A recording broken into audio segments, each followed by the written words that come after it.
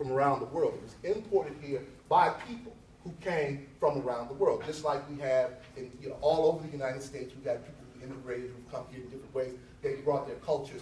Hip-hop culture is an extension of the African American, the Latino cultures that were brought here by these people.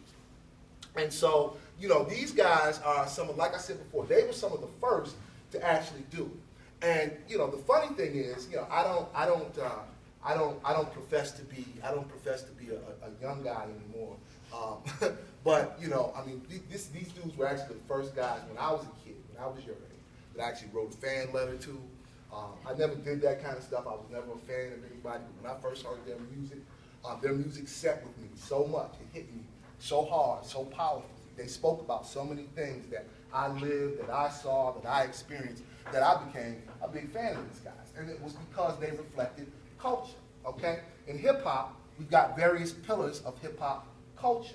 We talk about the music. The music is reflected by who? Anybody got any idea who is the representative of the music in hip-hop culture? The manager? No.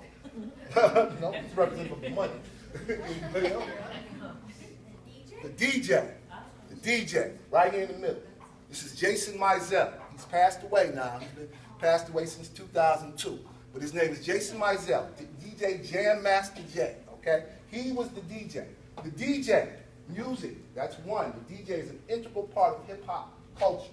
Can somebody give me another example of an integral part of hip-hop culture? Lead singer. The lead singer or the rapper. The MC, there you go. That's hip-hop, the MC. Okay, Darrell and Joseph. Joseph Simmons, Darrell McDaniels were the MCs, okay? They were the MCs. The MCs were the guys who did what I just did when I stepped up here, right? They got on the mic, they got the party hype, they got people waving their hands, okay? Now, when hip-hop first started, it was actually all about the DJ.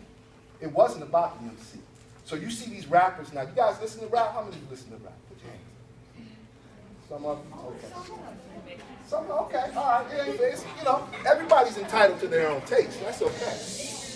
Everybody's entitled to their own taste, but we should all know a little something about, like Darrell, for instance, even though Darrell's a huge rapper, internationally known, his favorite form of music is actually light rock. We listen to Harriet Chapin when I'm with him. We listen to Sarah McLachlan. And I'm gonna tell you a story about him and Sarah McLachlan a little bit later, and how she actually helped save his life, and her music helped save his life. But this is a guy. I mean, he listens to everything. In fact, the last time that he and I were together here in Michigan, we were in Flint at a rock club called the Machine Shop, and he performed at a rock club up in Flint, and they loved it because if you listen to their music, one of the things that made Run DMC very popular is that they were the first rap group to really mix rock and roll, guitars and drums with the hip hop beats. So that's one of the things that made them, really popular. And Darrell's a big fan. So you're entitled to your taste. I say that only to say that everybody's entitled to like what they want, but we should all know a little bit something about everybody's culture because it helps create something even greater. You get that? You get what I'm saying here? This is a combination. It's like this guy liked one type of music. He loved reggae. Joe loved R&B. These guys got together, and when they put their musical influences together, rock, R&B, Caribbean music, it made this incredible sound, right? It made this incredible sound. So whatever you like is what you like, but be willing to bring that to the table for everybody to share in because you don't know how other people might use it, how other people might take it, and what it might create one day. Okay? So never close your mind to liking something or listening to something. Always try and be open-minded. Now, you don't have to necessarily make it your favorite stuff, but be willing to think about how you can take things that other people bring to the table, and you can use those things to make your life better. All right? So anyway, we talked about two of the elements of hip-hop culture. We talked about the DJ. We talked about the MC. But there are two other elements to hip-hop culture that most people either have forgotten about or don't know about. Can anybody tell me what they are? Well, isn't there that thing where they do that thing with their mouth where they're like beatboxing? Yeah. Well, beatboxing is considered an extension of MCing and DJing. It's funny because beatboxing kind of falls in the middle. Beatboxing is a guy, is a person or a young woman who's actually on the microphone making musical noises with his or her mouth. So that's actually somewhere in between. Yeah. The inspiration? The inspiration? Well, the inspiration comes from all around. So that's true of any cultural experience. Two more pillars of hip-hop culture. Yes, sir? The beat, well, that still goes to the DJ. Yeah. The lyrics still goes to the MC. What did we say? Now, we talked about the different forms, of different ways that people express themselves culturally. Music, right? Language, right? Dance. How many of you ever heard of breakdancing? You ever seen people breakdance? Breakdancing is a third form of expression of hip-hop culture. Breakdancing came out of the South Bronx. Okay, a little lesson about hip-hop first. Real quick. These guys, like I said, didn't start. The guy who was most credited, most widely credited with creating, helping bring hip-hop culture to America and creating the whole notion of DJing as we know it, hip-hop style, is a guy named Kool Herc, old dude now. He's about 65, 70 years old, been around for a long time, but he came from Jamaica to the United States when he was a teenager, moved to the Bronx. He was the first guy to do what they call toasts in the Bronx. They would have these DJ battles. Right? See, when I was growing up, we didn't have the internet like Mr. Joseph. We didn't have, we had 247, TV went off at 1 o'clock in the morning. We got the test pattern all the rest of the night. We didn't have 89, 200,000 cable stations. We didn't have that. So we had to create our own distractions.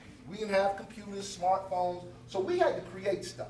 And if you grew up in certain neighborhoods where you didn't necessarily have a lot of money, you didn't have a lot of things, your parents maybe didn't have, you had to make things, basically, on your own. You had to figure out how to do things. So Kool Herc and these guys, they wouldn't let them party in the parks, so because they didn't have permits, they were young, they thought they were wild. So what these guys did, they didn't have a lot of money, couldn't afford the fees.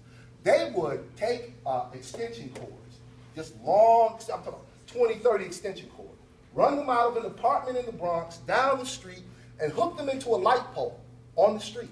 And they would actually take power from the city, from the light pole, use that power to power their turntables and microphones, and they would have what they would call toasts, these huge block parties. And Kool Herc would come out with like 15-foot-high speakers. Okay, can you imagine walking out having a party on your block and there's some DJ with like 6 or 7 15-foot-high speakers? Can you imagine how loud that sounds? And so it became a battle. The DJs would battle to try and outdo one another, to try and have louder music, play different records, things that nobody knew about. So Kool Herc was the first one to set this off. Then he brought in some guys who would stand up there while he was DJing, and they would say words to the crowd. These guys would MC. Even as these guys were MCing, the breakdancers would come, they would show up, they would pull out their cardboards, squares, and they would battle one another. They would contest one another on the dance floor, okay? And then there was a fourth element of hip-hop culture that I'm almost certain nobody here is going to get, even though somebody did say the right term. Influence? Nope. Management? Nope. You guys are very business-oriented. These are music industry kids. Nope. We talked about culture. Remember, this is culture. We talked about music. We talked about dance. We talked about Clothes. Clothes is not, but clothes has become an expression in its own way. But that's a good one, actually. The way you talk. The way you talk? Well, your vernacular is, you can talk hip-hop. Yeah, that speech is a part of culture. So there's that. But that also extends into the music a little bit. There's one in particular thing I'm thinking of, one very specific thing I'm thinking about. Yes, sir? Huh? Language? Still sort of same thing around speech. I'm going to give somebody one more shot, and then I'm going to tell them. Origination, well, origination is important to any kind of culture, trust me. Somebody said art. Somebody said art. Who said art? She said art. The fourth element of hip-hop culture is graffiti. Graffiti art. Have you guys ever seen graffiti art? Like, I'm talking about really good graffiti art. Really good. That's the fourth element of hip-hop culture. That's the fourth element of hip-hop culture. So you've got MCing, you've got DJing, you've got breakdancing, and you've got graffiti art. And the reason why graffiti art is considered a part of the culture is because at the same time that hip-hop was developing, at the same time that these guys were trying to figure out ways to try and express themselves in terms of music, there were other artists who were expressing themselves in the way of dance, and then there was this contingent of artists, this group of artists who, they couldn't dance, they couldn't rap, but they had incredible artistic vision. And they knew how to reflect the culture on the walls in the city, on the subway trains. They knew how to create, they're guys who basically created murals. I mean, we're talking 70 foot high. I don't mean